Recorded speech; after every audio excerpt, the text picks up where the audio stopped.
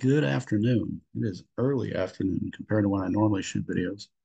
My name is Daniel Young. I'm the owner and founder of Adaptive Perspective, the Adaptive Perspective channel, social media platforms, etc. My purpose is to help you make your dreams a reality. So if you've seen any of my previous videos, you know that I love strategy, especially targeted strategy. And that awareness is key because I'm gonna keep sifting through financial memes and emails using our specific investment strategies along with some everyday down to earth common sense. So this is an unedited video. I mean, it's not 5% off. It's not trimmed up by anybody. It's average lighting, and I like the background. I like authentic videos with little fluff, or really with no fluff. So you get to hear the background phone doing any number of things. I have no idea who it is. You can ask why we still have a landline, but I mean, such is life. We've talked about deleting it. So who knows? Um, maybe you'll hear a message in the background that I'll have to mute. No, no crazy message today. So yeah, it's an unedited video. If I show our strategy of using closed-end funds, which I won't today, I will briefly explain the system. And I am not a financial advisor. I am a financial strategist. So as I make these videos, know that I'm not out to slander anybody. I'm interested in financial strategy. I'm interested in overall strategy. I want to separate good from bad because none of us want bad financial advice.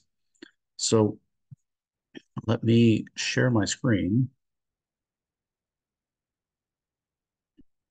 This is my Pinterest account. Pretty much every financial social media platform I'm on has this background.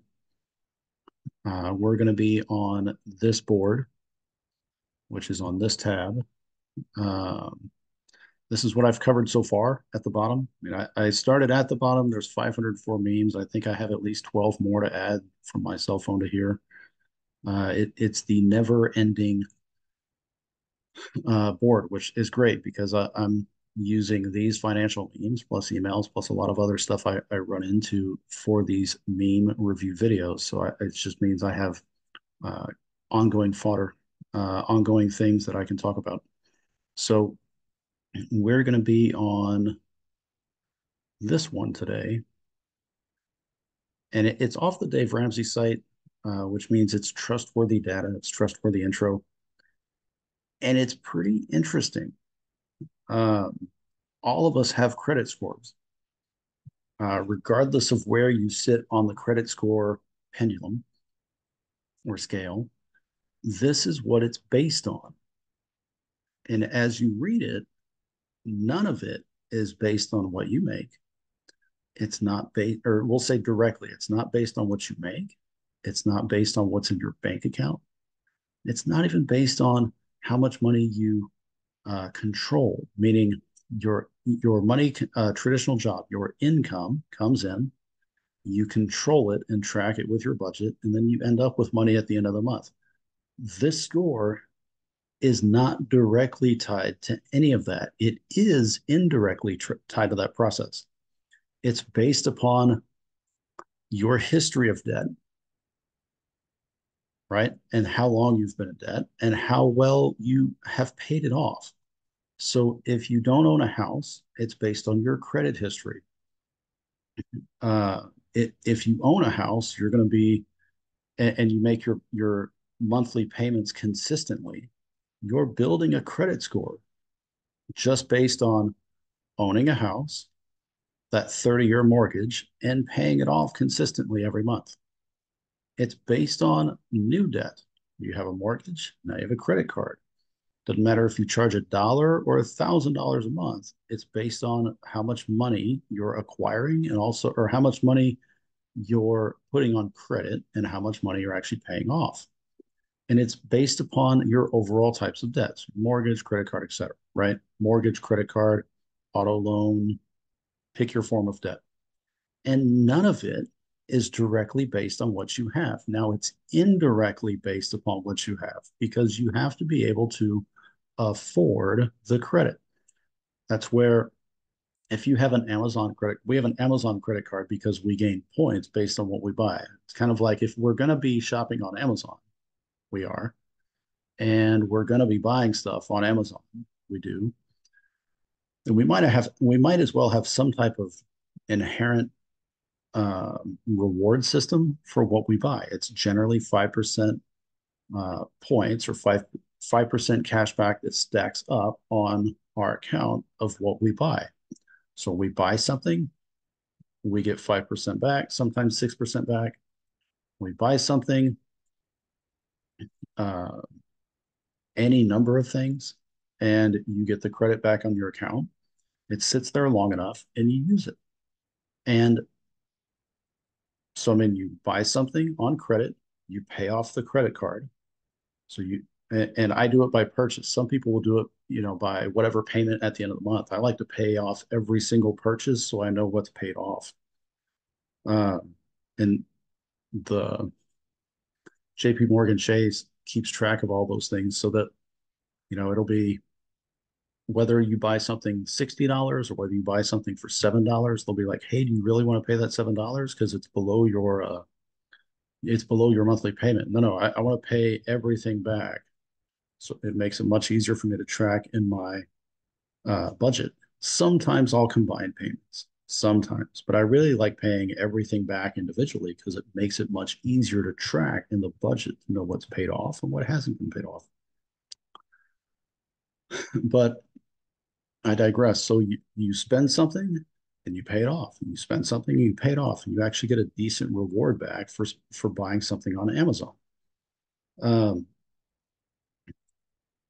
when your initial credit limit might be, well, so your initial credit limit is based upon uh, your salary and your financial history because they'll actually ask you some questions about that. Um, they'll run your credit, like they'll run your credit score to see how reliable you are in paying stuff back. And then they'll determine your credit limit based upon that. And then you're on the card for a while and you consistently pay your card off. You can call in and say, hey, can you raise my credit limit? And then you can buy more expensive stuff or buy more stuff at one time. But it still depends on your ability to pay it back. But the score itself isn't based upon what you make. That's really baffling to me. But regardless of whether you agree with the system or not, the reality is this is what the system's based on. So, how do you help your kids out? Well, the easiest thing to do, and it's probably going to cost you a little bit of money, but I think it's $75 for me to add my kiddo to my credit card. So, my credit card is tied to my name. Now, that being said, I signed us, my crew, my family up for a credit card, but it's tied to my name.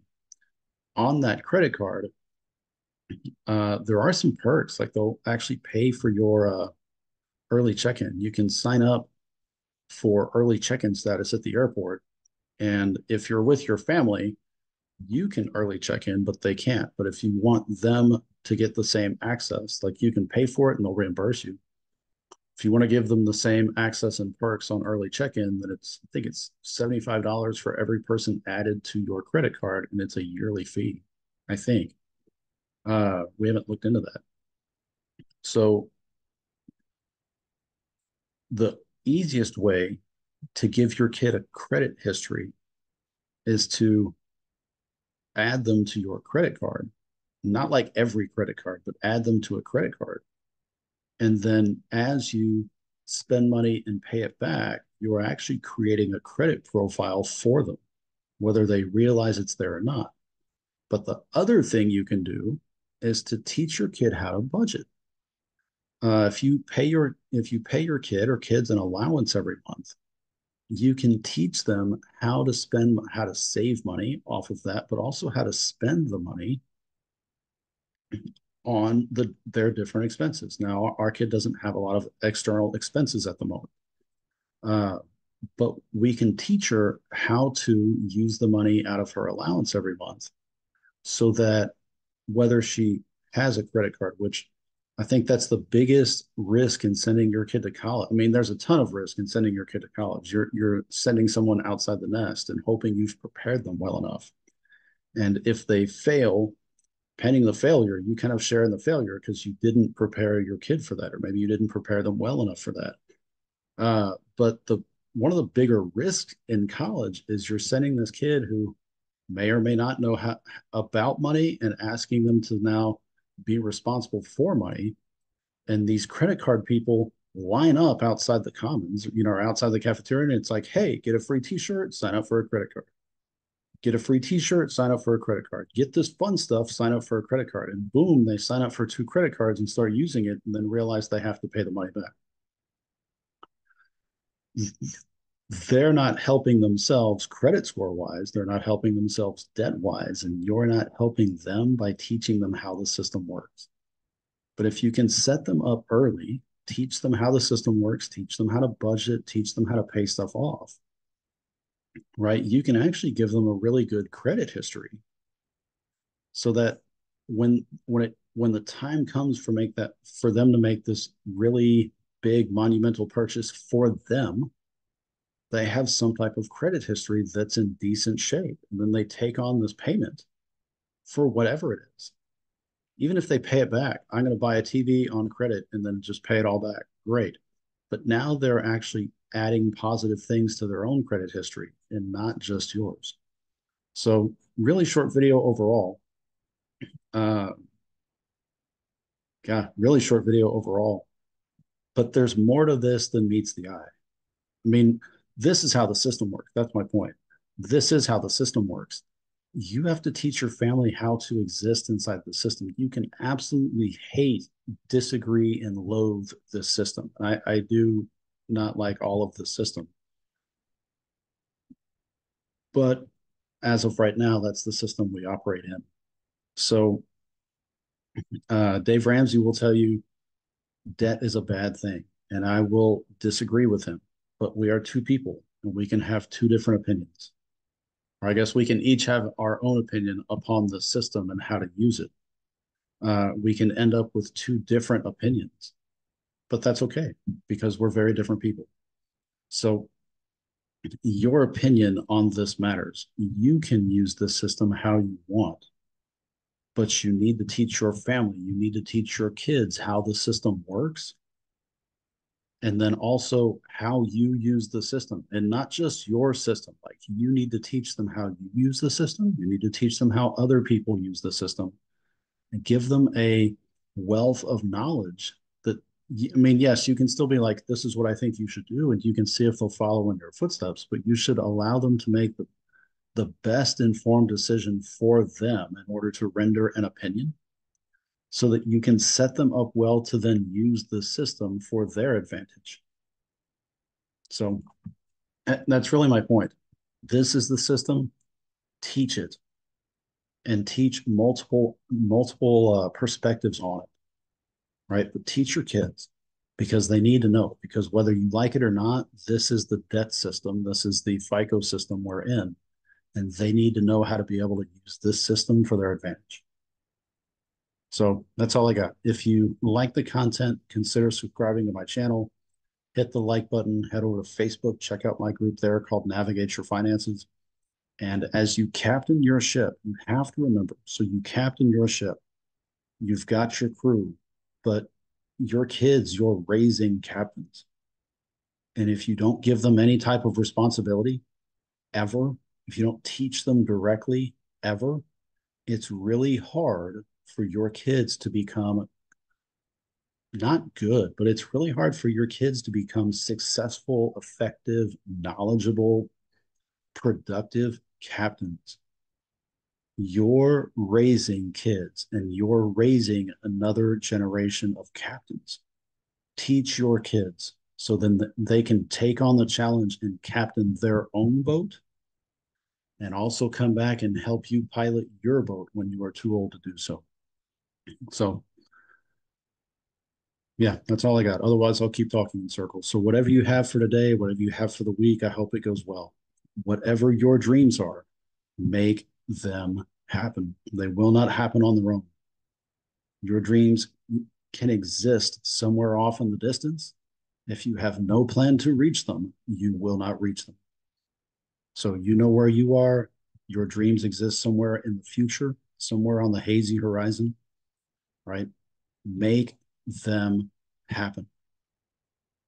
That's it. So know where you are, know where you want to go, have a plan to get there, have an adaptive plan that grows and changes as you go along, right? But know where you need to go. That's your mission. Teach your crew, reach your dreams. Help them reach their dreams, right? And it will not happen on its own. So make your dreams happen. Talk to you later. Bye bye.